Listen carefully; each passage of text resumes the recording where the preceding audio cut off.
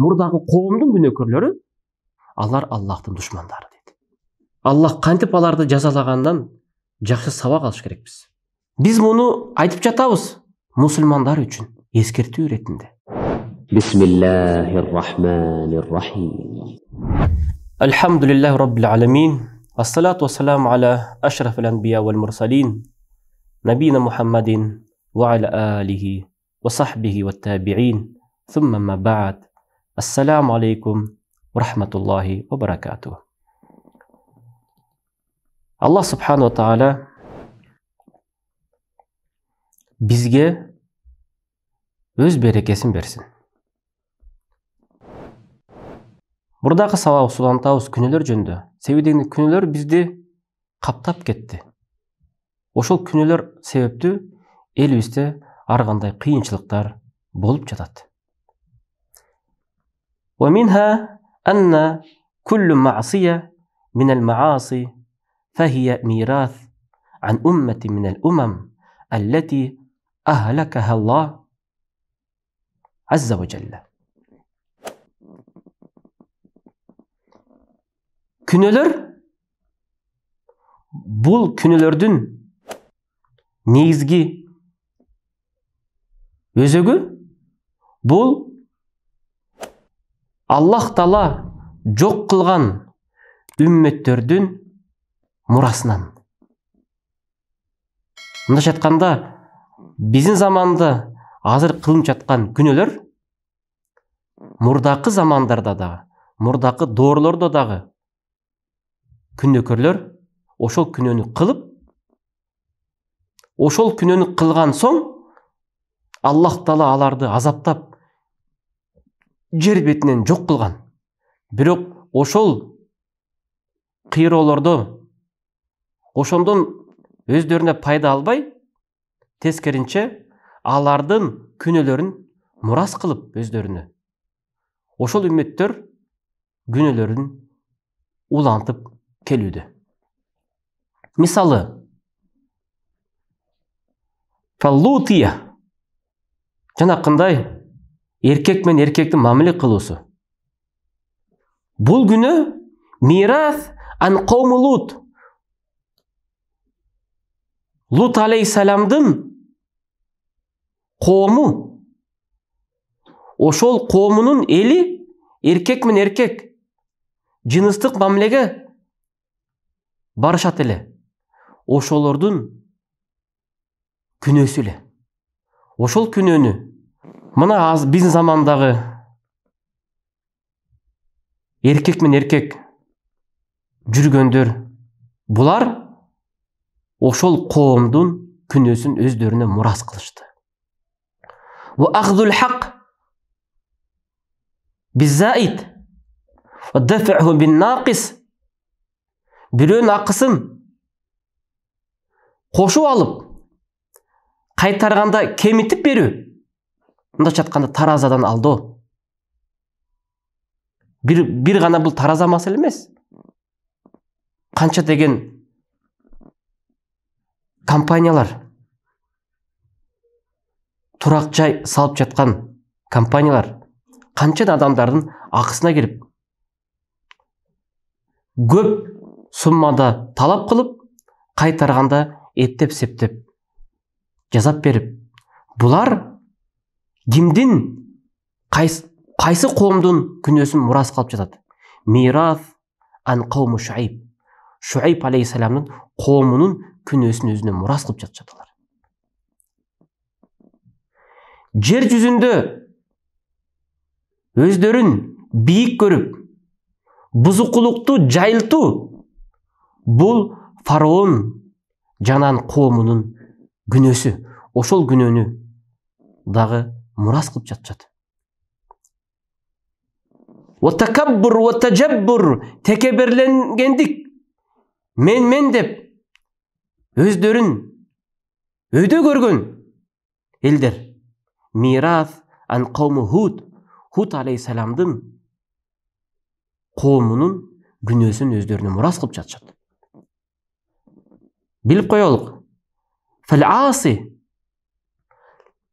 лабис фияба бa'д hadhihi al-umam.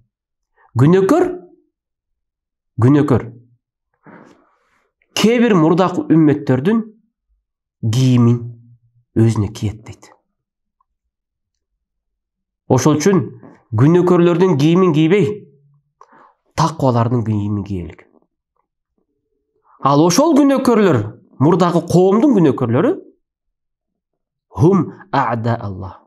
Алар Аллахтын душмандары дейт. Ошол тууралуу хадис бар.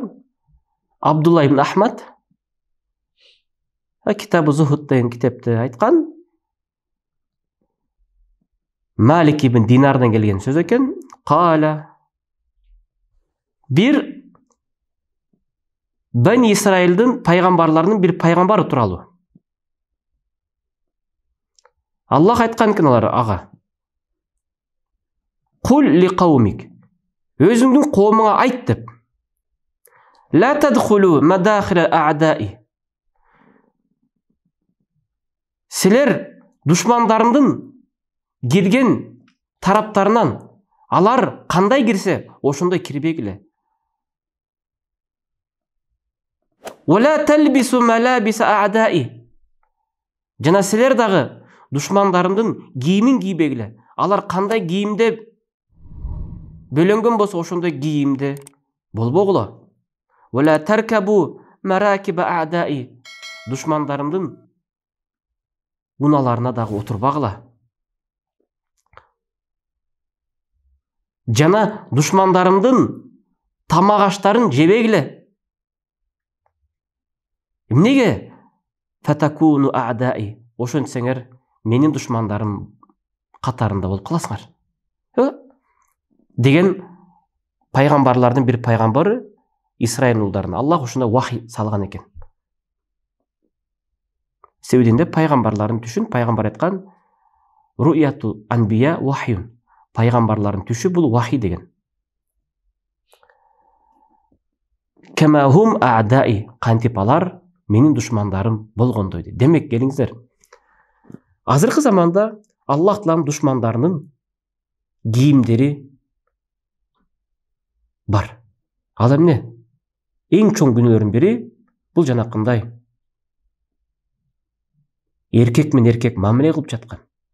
Кыз менен кыз дегиле ислам динден сырткары эле биздин кыргыздын салтында, каада салтында ошондой бар беле. Бул эмне деген деңгел? Аллах ошон үчүн айткан ошолор тууралуу. Алар жаныбардан дагы төмөн, жаныбардан дагы адашкан. Неге? Анткени жаныбарлар андай ишке барбайт. Уй менен уйдун жетелеп жүргөнүн көрдүк белек. Кочкор кочкорго көз артып жатканын көрдүк белек. Жаныбарларда ал өтө чоң күнөө. Бирок Аллах субханаху таала бизге акыл берсе, адамдар ошол акыл менен ошондой ишке барат. Азыр андай эле ачык эле айтып калышыптыр. Кыргыз балдар аты жөнүн айтып, мен баланчамын, мен ошол тетиги жигитти жаш көрөм деп. Ал менин сүйүүм дейт. Ал менин сүйгөнүм дейт. Кандай бул ауыз биле? Андыктан күнөөлөр, ошол күнөөлөрдү кылсак, бул күнөөлөр мурда эле кылынып келген. Жашоо бумеранг. Биз ойлоп атабызбы, биз ошол күнөөлөрдү биринчилерден болуп калатабыз деп. Биздин элибиз бир гана мурдакы элдерди кылып келген күнөөсүн мурас кылып жатышы мүмкүн. Ошон үчүн мурдакы элдердин Аллах кантип аларды жазалаганынан жакшы сабак алыш керекпиз. Туура айт десе эле баардык нерсени туура бербейлик. Ошондой да адамдар болгон. Кыздарды жылаңач кылып, элге чыгарып, бул туура деп, чоң адамдар аларды колдоп атат. Да бирөө айткан, Кыргызда ошондой салт бар, төө чечмей деп. Субханалла, кыргыздын салтында андай күнөөкөрлөрдүн кылган ишин аралаштырбайлык. Биздин ата бабалар андай күнөөдөн алыс болгон. Ал көпөстөрдүн, жакшылыкты билбегендердин салты болгон. Эч качан биздин ата бабалар күнөө ишке, өзгөчө ошондой кыздарды жылаңач кылып шылындаганга жол берген эмес. Ал салт кийин эле пайда болгон. Ошон үчүн келиңиздер, күнөөлөрдү ар кандай бир себептер менен аралаштырбайлык. Ал күнөөнүн артында дагы бир чоң күнөө бар. Элибизди Аллах Таала ар кандай баледен сактасын. Көрө албагандардын көзүнөн сактасын. Аллах Таала элибизди колдосун, коргосун. Өз душмандарын Аллах өзү кордосун. Ошондуктан биз күнөөлөргө жол бербеш керекпиз. Биз муну айтып жатабыз мусулмандар үчүн, эскертүү иретинде. Анткени бир адам, бир мусулман ошол даватты угуп күнөөдөн өзүн токтотуп калса, бул бизге сооп жазылат. Пайгамбарыбыз айткан Алиге: "Ирсил аля махлик хатта тасила иля сахатихим." Сен акырындан кыймыл кыл, алардын жүрөгүнө жетиш максатта. Алардын ордосуна жетиш максатта. Аларга акырын Аллахтын парыздарын, келмени, намазды үйрөт. Билип кой дейт. Аллах сен себептүү бир адамды туура жолго салса дейт. Хайрун мин хумрун ни'ам. Мындайча айтканда, кызыл төөлөрдөн дагы берилген кызыл төөлөрдөн дагы сага артык дейт. Кызыл төө деген бул эң чоң байлык. Эң чоң кымбат. Уна бул кызыл төө. Араб мамлекеттерине балким 800 миңден миллион долларга чейин сатылат. Пайгамбар айтат: "Сен себепти бир адам динге кирип калса" дейт. Келиңиздер, мусулмандар, бирибизди колдойлук. Бул даватты бир гана молдолор айтыш керек эмес, күнөө экенин. Ар бириңиздер айтыңыздар. Өзүңүздөрдүн иштеп жаткан жерлериңиздерде бири-бириңерге далалат болуңуздар. Мен далла аля хайрин.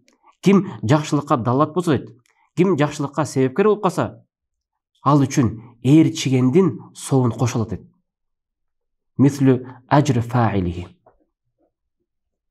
Келиңиздер, жакшылыкка демерчи бололук. Жакшылыкты колдойлук. Биздин максатыбыз, мусулмандар, жакшы нерсеге жардам берүү. Анткени Аллах Таала айткан: "Күнөөгө жаран бербеш керекпиз. Душманчылыкка жаран бербейлик." Биз колдобойлук душмандарды. Биз бир гана жакшылыкты колдойлук. Аллах айтты: "Таавану алал бирри ва тaqwa." Жакшы иштерде, таквачылыктарда бири-бириңерге көмөк көргөзгүлө, жардам бергиле, бириңерди бириңер колдогула. Ва ла таавану алал исми вал удван. Бирок күнөө иштерде, душманчылыктарда бири-бириңерди колдобогула дейт. Келиңиздер, биз бир гана жакшы иште, таквачылыкта бирибизге колдоо көргөзүп, бирибизди колдоп, коргоп калалык. Азыр күнөөлөр аябай катуу кылынууда. Жанакындай нашалар чегилип жатат. Айтып жатышат го, бульбулятор деп. Ошондой көбөйүп кетти. Кээ бирлер айтат, сакалчандар да жасайт деп. Кандай болсо дагы Аллах Таала биздин элибизди ошондой күнөөлөрдөн сактасын. Анткени күнөөнүн артында да бир күнөө турат. Чоң бир кырсыктар, апаттар күтүлөт. Жер титирөө, бул табигаттын өзгөрүшү жөндөн-жөн болбойт. Керек болсо, ошонун бардыгы бул дүйнөдө адамдын өз колу менен кесип калган күнөө себептүү ошонун баары көбөйүп жатат. Аллах жазасын берет. Кылган күнөөлөр себептүү. Келиңиздер, күнөөлөрдү ар бир мусулмандын милдети токтотууда. Токтотуп калалык. Ошол үчүн пайгамбар айткан, күнөөнү токтотууда. Колуң менен токтот. Эгер дагы даражаң жетпесе, тилиң менен токтот, айтып тур. Тилиң менен да токтото албасаң, жоктен ошо күнөөкөрлөрдү көрүп калсаң, жүрөгүң менен жек көрүп, алардын мажлисин, алардын чогулган жеринен кетип кал. Мана бул имандын алсыз даражасы деген. Келиңиздер, Аллах Таала бизди ар кандай баалайдан сактасын. Ассаламу алейкум ва рахматуллахи ва баракатух.